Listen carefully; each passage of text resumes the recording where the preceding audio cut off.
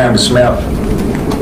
It's not a crime. Continue what you were saying. He thought he was untouchable. He thought the evidence was gone and his secret was buried forever. Inside the courtroom, he smiled, calm, almost mocking, as if justice itself was beneath him. But what he didn't know was that someone sitting just a few feet away was about to betray him and bring the truth crashing down. This is the story of Bryce Rhodess, a man who believed he could outsmart the system, until his own friend spoke. In 2016, the city of Louisville, Kentucky, was shaken by a story that would haunt the community for years. Two young teens, full of life and potential, suddenly vanished.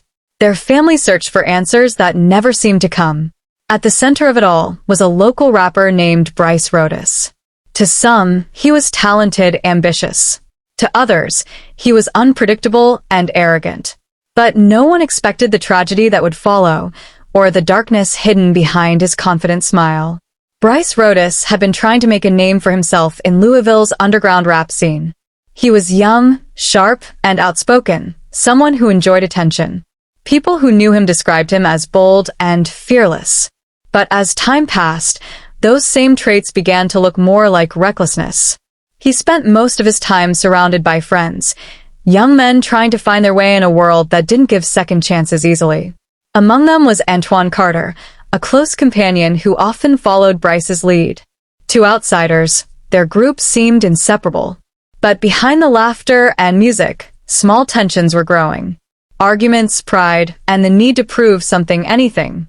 No one could have known those moments would spiral into something irreversible. It began one evening inside Bryce's apartment. Friends were hanging out, drinking, smoking, talking. Among them were two teenage boys, Larry and Maurice, along with Carter and a few others. What should have been another late-night hangout turned tense when an argument broke out. Words were exchanged, voices raised, and then silence. According to witness accounts, what followed happened fast, too fast. A knife was picked up, tempers flared, and Bryce, trying to assert control, took over the situation. But what started as an attempt to teach a lesson turned into something no one in that room could undo. Hours later, two young lives were gone. Their families waited, hoping for a call, a message, anything. But none came. And when investigators finally discovered the truth, two bodies found at an abandoned house, burned and unrecognizable, Louisville went silent. The investigation began with very little, no clear witnesses, no cameras, and barely any physical evidence. Bryce Rhodess kept calm. He denied everything, insisting he had nothing to do with it. In fact, his confidence only grew as months turned into years. Inside the courtroom, his behavior caught national attention. He smiled at times when others cried. He interrupted the judge. He argued, smirked, and mocked. Even as the judge warned him to stay respectful, Bryce continued. To him, it was just another performance. But behind that arrogance, a quiet storm was brewing.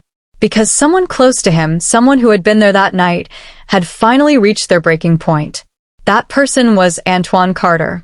In December 2023, 7 years after the crime, Carter walked into the courtroom and changed everything. He told the jury what he saw, calmly, painfully, and in full detail. He spoke about fear, guilt, and the moment he realized silence was no longer an option. According to Carter, Bryce had been in complete control that night. He gave orders, made decisions, and even asked those around him to vote on whether the two teens should be let go. Carter said he was terrified that if he spoke up or tried to leave, he might not make it out either. He described moments that would stay with him forever. Moments of pleading, moments of regret, and a silence so heavy it followed him for years. When he was done speaking, the courtroom fell quiet. Even Bryce, for the first time, seemed to have no words. After weeks of testimony, the jury made their decision. On December 18, 2023, Bryce Rhodess was found guilty of all charges. In March 2024, he was sentenced to life in prison without the possibility of release. As the verdict was read, the families of Larry and Maurice finally exhaled, not because the pain was gone, but because the truth had finally been spoken. And the man who once smiled in court, arguing with the judge and mocking those who mourned, now had nothing left to say. For his cooperation, Antoine Carter received a reduced sentence, 10 years, with a chance for early release. He told the court that his conscience had carried the weight of that night for too long. "I could have walked away," he said, "but I couldn't live with myself if I stayed silent." Some stories remind us that the truth doesn't stay buried forever.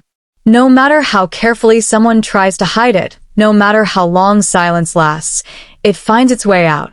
And sometimes, it's the person you least expect who finally speaks. In the end, Bryce Rhodess didn't lose because of the evidence. He lost because of the truth, and because one person decided that doing the right thing mattered more than staying afraid. If this story gripped you, give this video a like to help it reach more viewers. And tell us in the comments, if you were in Antoine Carter's place, would you have stepped forward or stayed silent? Thank you for watching. Click the next video on your screen, and I'll meet you there.